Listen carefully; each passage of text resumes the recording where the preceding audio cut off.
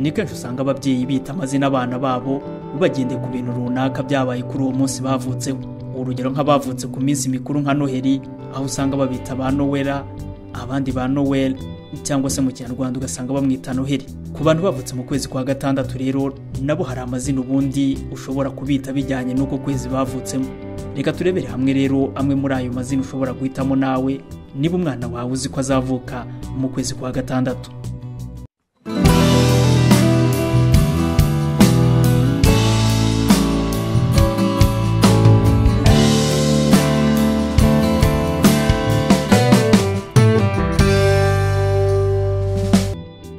Reka duhere ku mazina ushobora kuzita umwana wawe w'umuhungu niba azavuka muri uku kwezi kwa gatandatu tugiye kwinjiramo. Izina rya mbere ni Morgan, rikaba risobanura uruziga rw'inyanja. Izina rya kabiri wakwita umwana wawe w'umuhungu ni Genius.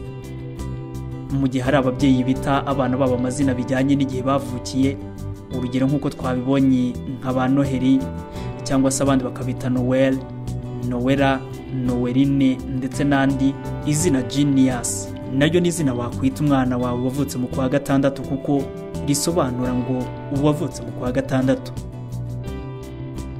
Umwana wawe w'umuhungu uzavuka mu kwezi kwa gatandatu kandi ushobora kumwita Keegan. Iri ni izina rifite inkomoko mu gihugu cya Ireland, rigasobanura ngo umuriro ariko muke.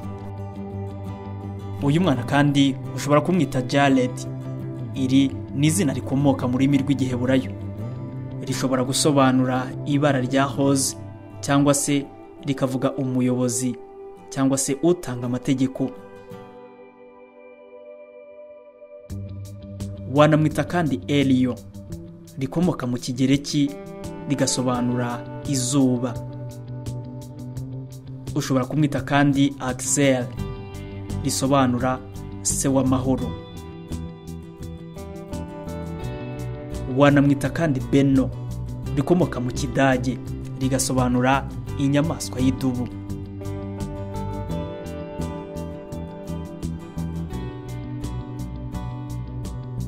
Ku bazabyara abana b'abakobwa rero namwe hano hari amazina mushobora guhitamo rimwe wamwita mu gihe azavuka muri uko kwezi kwa gatandatu nyine.